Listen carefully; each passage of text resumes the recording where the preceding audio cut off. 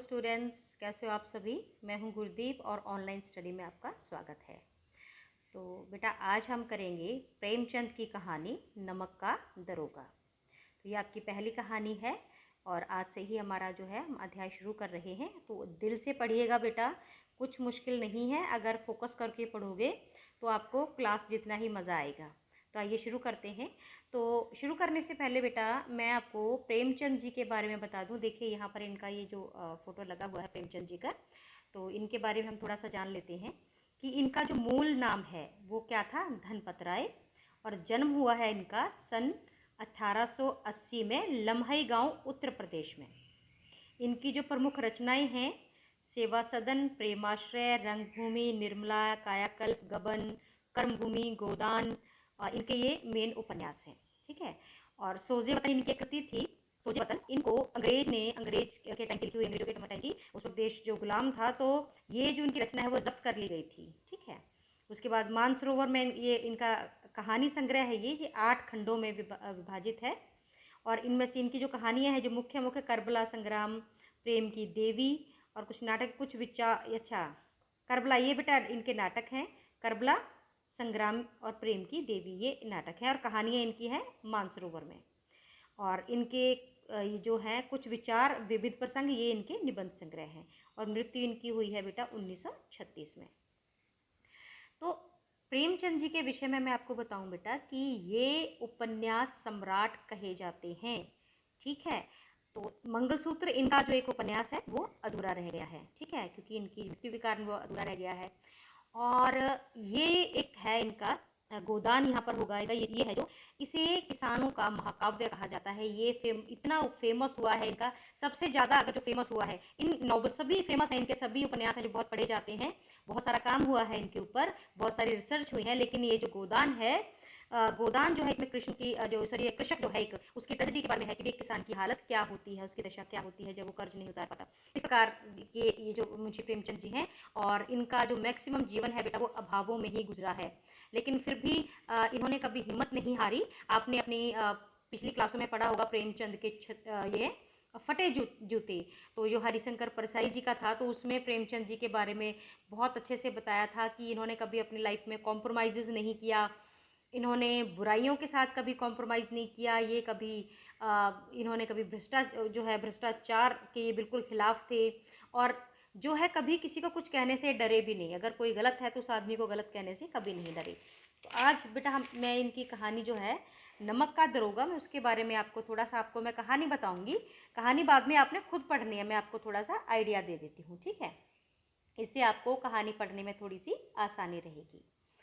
तो एक नौजवान लड़का है बेटा वंशीधर, पढ़ा लिखा है, लेकिन अभी तक वो क्या है, बेरोजगार है, उसको नौकरी कोई नहीं मिली। उसके पिता है मुंशी। तो वो जो हैं बड़े प्रैक्टिकल आदमी हैं, उन्होंने भी गरीबी देखी है, और बेटियां हैं उनकी।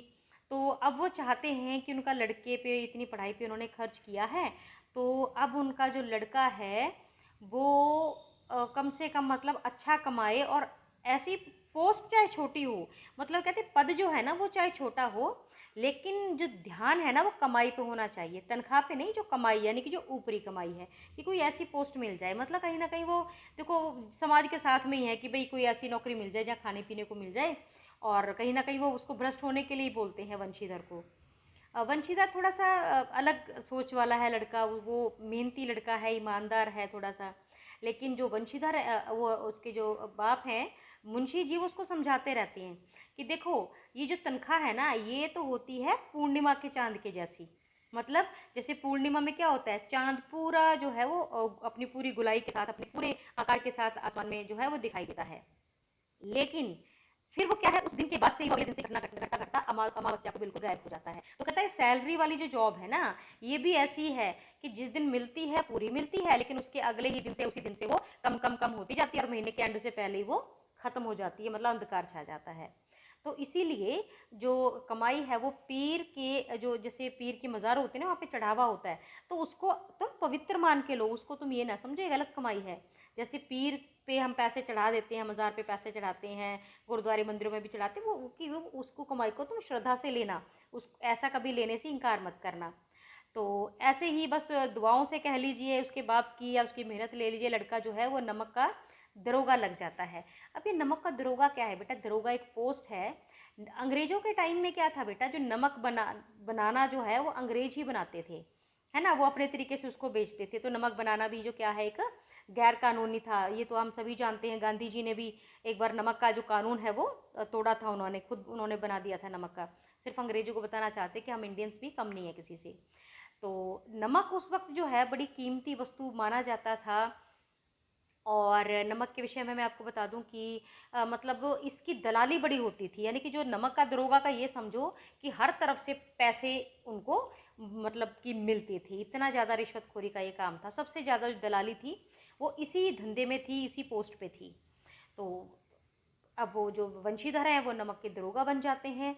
और लेकिन वो बड़े कमाल के आदमी हैं, वो बहुत दिल से काम करते हैं, ईमानदारी से करते हैं, वो कभी भी ऊपरी कमाई का नहीं लेते। जो जब भी जितने भी आसपास के जो अफसर हैं, कुछ उनसे दुखी भी होते हैं कि भाई इसके तो ले दे के भी काम नहीं बनता इससे, तो कुछ उससे बड़े खुश भी हैं कि भाई दुनिया में ऐसे लोग भी हैं जो इतनी ईमानदारी से काम करते हैं। तो एक दिन क्या है कि वो एक नदी है, यमुना नदी के आसपास ही उनका जो है एक जो है उनका स्टे दिया हुआ है सरकार ने। तो वो वहीं पे अपना सो रहे होते हैं अपने किवाड़ बंद करके, और उनका स्टाफ मेंबर्स भी हैं, वो भी वहीं रह रहे होते हैं। तो अचानक उनकी ना किसी आवाज़ से, ऐसे जैसे कि कोई बैलगाड़ी या कोई रथ गुजर रहा है, बहुत सारी गाड़ियाँ गुजर रही हैं, तो ऐसी कुछ उनको आवाज़ आई और उनकी आँख जो है वो खुल जाती है। और फिर वो देखते हैं एक बार बाहर, जाके वो देखते हैं बहुत सारी गाड़ियाँ मतलब ऐसे गुजर रही हैं, ये क्या है, इतना रात हुई पड़ी है, ये कौन है, क्या है, क्या कर रहे हैं यहाँ पर। फिर वो अपने साथियों को भी उठाते हैं जो उनके साथ काम करने वाले होते हैं। उन्होंने कहा कि जाओ देख कर आओ कि भाई क्या चल रहा है। वो खुद भी चल पड़ते हैं। तो फिर खुसर फुसर होती है जी आपस में। वो जो उसके एम्प्लॉय होते हैं, जो इसके वंशीधर एम्प्लॉय होते हैं कि भाई क्या है, ये तो वो है आलोपी दीन है जी, दातागंज वाला।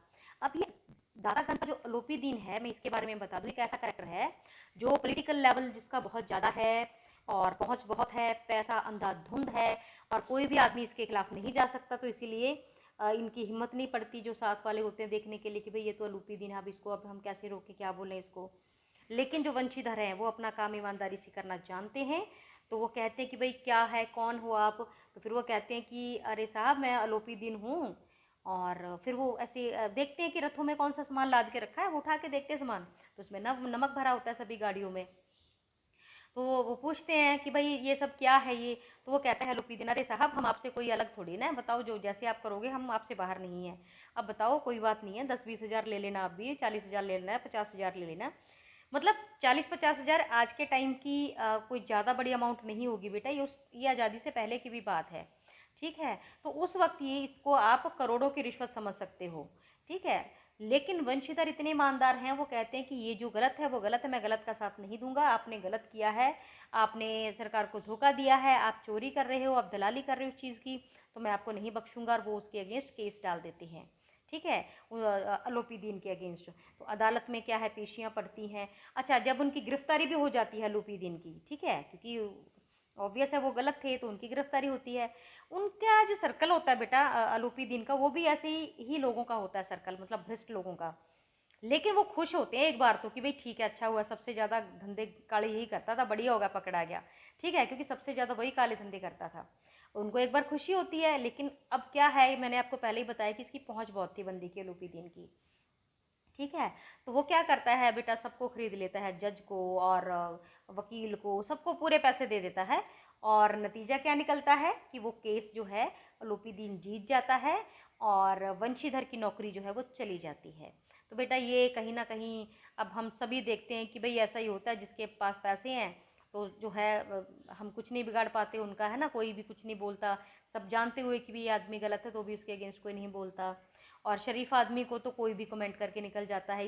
इसमें बताया है प्रेमचंद जी ने भी कि एक जगह जब वंशीधर आते हैं अदालत से वापस, जब वो केस हार जाते हैं, तो एक जो चपड़ासी है ना, वो भी उस पर कमेंटिंग की हंसी का मतलब कमेंट करता है, वो भी उस पर कि बड़ा आया था ईमानदार, है ना, देखो क्या हुआ इसका, और भी बड़ा है ना, ये है वो है। तो इस प्रकार से मतलब जो है उसकी बेइज्जती कर देते हैं सारे के सारे। तो अब क्या है कि जी नौकरी छूट गई वंशीधर की। और एक और नज़ारा देखिए आपकी, जब वो छूट के आते हैं आलोपी दीन, तो जो उसके गिरफ्तार होने पे बड़े खुश हुए थे, आज उसके छूटने पे उससे ज़्यादा दुगनी खुशी शो कर रहे हैं वो उसके आगे जाके कि हाँ भाई बहुत अच्छा हुआ जी, अलोपीदियन भी आप तो जी बढ़िया बंदे हो, आप पे कोई ऐसे कैसे कर सकता है, ये देखो अब खुद ही उसको ऐसे झेलना पड़ गया ना, खुद ही उसकी बदनामी होगी ना। तो ऐसी ऐसी बातें चलती हैं। वंशीधर हैं बेचारे, वो अपना जॉब छोड़ के और अपने घर बैठ जाते हैं।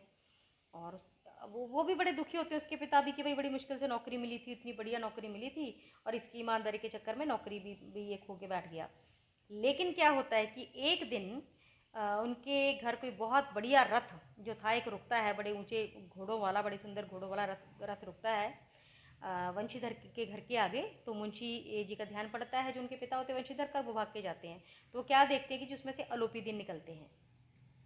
तो फटाफट वो उसके मतलब हाथ जोड़ते हैं जो मुंशी जी होते हैं कि भाई बच्चा है, दरोगा जी माफ़ कर दो, कोई बात नहीं, बस बच्चा है जी, ना समझ था, ये था वो था, उसके मतलब मिन्नतें करते हैं कि भाई इसको क्षमा मत, इसको कुछ मत करना, ये तो मेरा बेटा है, अनजान है, जिसको कुछ नहीं पता, ऐसा ऐसा। तो वो उनसे मिलना चाहते हैं, कहता है कि मैं वंशीधर से मिलना चाहता हूँ। वंशीधर आते हैं उसके पास कि उसको नमस्कार वगैरह करते हैं सारा। तो वो एक फ़ाइल निकालते हैं और उसके सामने रख देते हैं। वो कहता है कि आप इस फाइल पे साइन करो, वंशीधर को बोलते हैं। ठीक है, तो उसमें क्या होता है बेटा, उसमें जितनी भी वंशीधर उसकी अलोपीदिन की प्रॉपर्टी होती है, ठीक है, वो सारी की सारी प्रॉपर्टी का मैनेजर बना देता है वंशीधर को, और वो चाहता है कि वंशीधर ही उसकी प्रॉपर्टी की देखभाल करे। तो और वो कहता है कि भी बहुत अच्छी तनख्वाह मिलेगी और नौकर चाकर मिलेंगे, एक सरकारी गाड़ी मिलेगी, एक जो है एक मतलब उनको रहने के फ्लैट भी मिलेगा, अच्छा उनको मकान मिलेगा, सब कुछ मतलब उनका फ्री में था, खाना पीना फ्री में होगा। तो इतना देख के मतलब वंशीधर भी हैरान हो जाते हैं, लेकिन वो हाथ जोड़ के मना कर देते हैं कि अल्लाह की साहब ऐसा है कि मैं इस पोस्ट के योग्य नहीं हूँ, मैं अयोग्य हूँ, मैं इतना कुछ नहीं संभाल पाऊँगा, मेरी काबिलियत, मेरी एजुकेशन इतनी नहीं है कि मैं सब कुछ आपका काम मैनेज कर पाऊँ। ठीक है, तो अलोपीदीन जी कहते हैं कि अगर आप अयोग्य हो तो मुझे अयोग्य आदमी ही चाहिए। ठीक है, और आप प्लीज़ इसे मना ना करें, हाथ जोड़ते हैं कि कृपया जो मैं आपको ऑफ़र कर रहा हूँ आप इसे स्वीकार करें।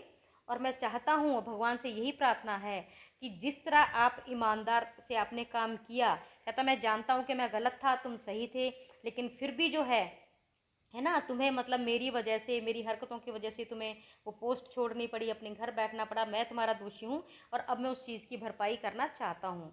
तो वो कहते कि भी, और वो भी बेचारे जो हैं वंशीधर भी खुश हो जाते हैं, उनका मन भी जो है थोड़ा नरम पड़ जाता है।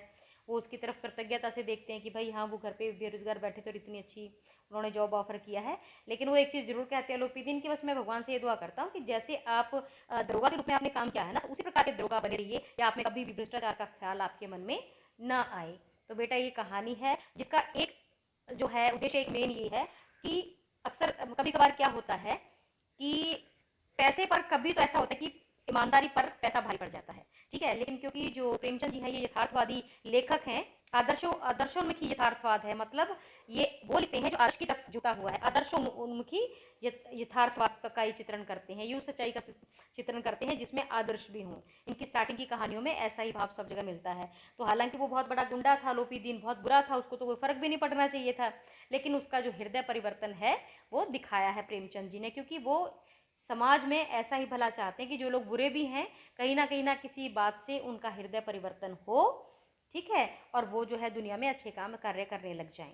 तो इस प्रकार का लेखन है प्रेमचंद जी का। तो ये इनकी कहानी है बड़ी मज़ेदार सी, जो हमें कर्तव्यनिष्ठ होने के लिए, मेहनती होने के लिए और अपना फ़र्ज निभाने के लिए मतलब जो है हमें प्रेरित करती है। तो बेटा आज के लिए इतना ही। आज के लिए आपने इस कहानी को 2-3 बार आपने सुन लेना है, उसके बाद आपने कहानी पढ़ लेनी है। कल हम इसके प्रश्न उत्तर अवश्य करेंगे। तो आज के लिए बस इतना ही। धन्यवाद।